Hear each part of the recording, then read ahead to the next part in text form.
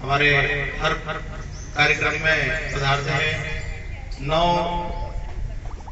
नियुक्त अध्यक्ष, मंडल अध्यक्ष हमारे वार्ड के भाई मनीष शर्मा जी, वो भी हमारे बीच में आ गए हैं। और सभी वरिष्ठ कॉलोनी वासी आहूजा जी हमारे बीच में है, मार साहब है, सोनी जी हैं, जायसवाल जी हैं, वेद प्रकाश जी भी आ गए हैं, उनका भी मैं स्वागत करता हूं। शशांक गुप्ता जी बहुत दूर से चल के हमारे बीच में आए, उनका मैं विशेष आभार व्यक्त करता हूं। 9:35 पे आ गए वो भी। पटेल साहब हमारे बीच में हैं, सभी भाई रोहिलानी जी भी हमारे बीच में आ गए हैं, सभी लोग आ गए हैं। अभी हम ज्यादा विलंब न करते हुए झंडा वंदन का ये कार्यक्रम प्रारंभ कर रहे हैं। मैं और जो भी दर्शन वगैरह करना है, वो भी जो पाठ करना है, वो भी झंडा वंदन के टाइम इधर आ जाए सभी लोग प्रांगण में। भैया पढ़ाई वाले आप बहुत अच्छे नंबर लाएंगे, देश के वीर सपूत हो आप, इधर आ जाओ 5 मिनट के लिए। हाँ, इनके बहुत बढ़िया नंबर आएंगे। मैं ऐसी माता रानी से,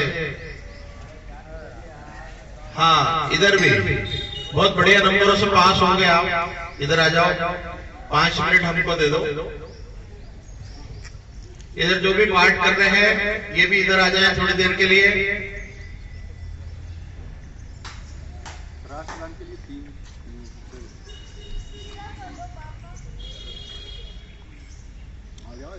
राष्ट्रगान के लिए मेरे साथ 2 लोग बच्ची आ जाए, दोनों तीनों जो भी।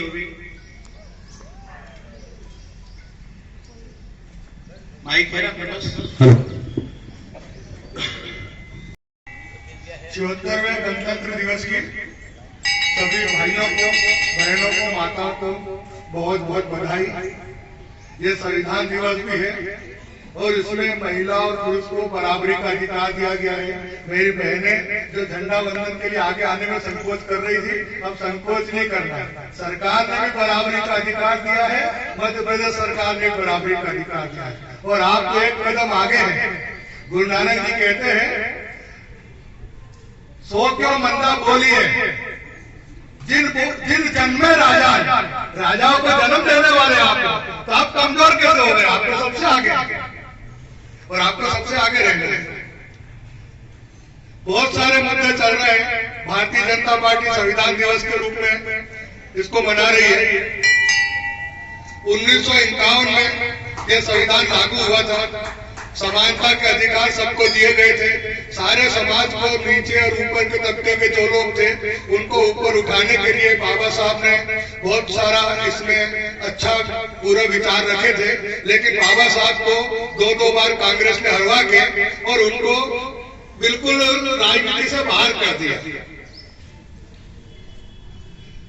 कितनी बार संशोधन करा संविधान में। आज राजनीतिक क्षेत्र का मैं व्यक्ति हूं, इसलिए इस बारे में बोल रहा हूं माफी चाहते हुए। संविधान सबके लिए समानता का अधिकार लेके आया था, लेकिन कितनी बार संशोधन किया कि संविधान की आत्मा को तोड़ के रख दिया। 75 में इमरजेंसी लगा दी। बहुत सारे लोग जो 75 और 75 के पहले के हैं, उनको तो पता है कि इमरजेंसी में किस तरीके के काले कानून हुए थे। हमारे बोलने चालने, हमारे मिलने तक पे प्रतिबंध लगा दिए गए थे। उसके बाद में जनता की आवाज, कोर्ट के द्वारा दिए गए निर्णय को भी उस समय की प्रधानमंत्री इंदिरा गांधी जी ने बदल दिया और इमरजेंसी देश में लगा दी। फिर संविधान के साथ सबसे बड़ी चोट करी हमारे सुप्रीम कोर्ट के सबसे बड़े 7 जजों की बेंच ने निर्णय लिया था महिलाओं को गुजारा भत्ता देने का। हमारे इंदौर की महिला थी साहबानो, मुस्लिम समाज की महिला थी, लेकिन महिला कोई भी हो, हमारी माँ बहन और बेटी है। इतना बड़ा संशोधन किया राजीव गांधी ने कि संविधान में संशोधन करके महिलाओं को गुजारा भत्ता देने का अधिकार खत्म कर दिया। तोड़ फोड़ की अगर बात करें तो वक्त संशोधन बिल आज कहीं पर यह मंदिर जो जगह है, ये ईश्वर की कृपा है कि यहाँ पे वक्फ ने अपना अधिकार नहीं जताया है। ये तो कभी भी कह सकते हैं कि ये संशोधन बिल, इसमें ये जमीन हमारी है। एक मैंने पढ़ा था कहीं पर तमिलनाडु की एक गांव है जो 1500 साल पुराना, जहाँ पे मंदिर है, और उसके आसपास की जो जमीनें हैं, उस सारी जमीनों को जब किसान बेचने के लिए किसी तरीके के सौदे के लिए गए तो पता चला कि यह तो वक्फ ने अपने अधिग्रहण में कर लिए और इसका निर्णय सिर्फ वक्फ की कमेटी ही करेगी।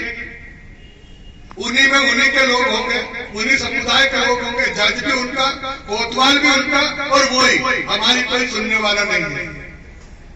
आज हम अगर हमारा कुंभ का मेला हुआ है, कुंभ का आयोजन हुआ है, 144 वर्ष बाद इतना अच्छा संजोग बना है, और उस 144 बाद के संजोग में हमारी धर्म संसद ने सनातन बोर्ड की मांग कर रही है और वक्फ संशोधन बिल को हटाने की मांग भी कर रही है।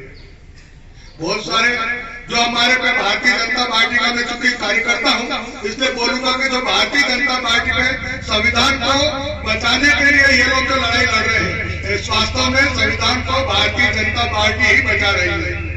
हमने देखा था राम मंदिर के आंदोलन में 1992 में हमारी यहाँ पे पटवा जी की सरकार, गुजरात की सरकार, उत्तर प्रदेश की कल्याण सिंह जी की सरकार को एक सेकंड में उन्होंने भंग कर दिया था। और आप बताइए पिछले 10 सालों में मोदी जी की सरकार ने कोई सरकार भंग करी हो? नहीं। बहुत सारी बातें ऐसी बाजार में आती हैं कि हमारे 15 लाख रुपए देने का वादा किया था, झूठा वादा किया था। अरे भाई, राम मंदिर बन गया 500 सालों के बाद में, हो गए हमारे 15 लाख वसूल। धारा 370 हट गई, हो गए हमारे 15 लाख वसूल। 15 लाख की अगर बात करें तो हमें बताना आना चाहिए कि 15 लाख रुपए हमारे कहाँ कहाँ वसूल हो गए। पहली बार ऐसा हुआ है, मुझे याद है कांग्रेस के शासन में कांग्रेस के रक्षा मंत्री A.K. एंटोनी ने कहा था कि हमारे पास हेलीकॉप्टर खरीदने के पैसे नहीं है, आप बड़े बड़े विमान और राफेल की बात कर रहे हो। हम वो जो इम्पोर्ट करते थे, आज हम देख रहे हैं कि हमारा देश एक्सपोर्ट कर रहा है। कितनी बड़ी बातें हुई है। तो 15 लाख तो हमारे कभी से वसूल हो गए। आज हम अपनी स्वतंत्रता से बोल पा रहे हैं, इमरजेंसी में नहीं बोल सकते थे, तो हमारे तो 15 लाख वसूल हो गए। आप सब लोगों के भी वसूल हो गए होंगे। संविधान को बचाने का काम यह सरकार वास्तव में कर रही है। और मैं एक बात और कहना चाहूंगा, सिर्फ एक मिनट की बात है। हमारे भाई जो बाहर से पढ़ने के लिए यहाँ इस क्षेत्र में आते हैं, एक तो साफ सफाई का विशेष रूप से ध्यान रखें। दूसरा मेरा निवेदन है कि कुछ ना कुछ अपना काम, जो अपना बेहतरीन काम था, उसको भी लगातार करते रहे, क्योंकि सरकारें इतना रोजगार, सरकारी रोजगार नहीं दे सकती। हमें अपने काम को लगातार करते रहना चाहिए। धन्यवाद।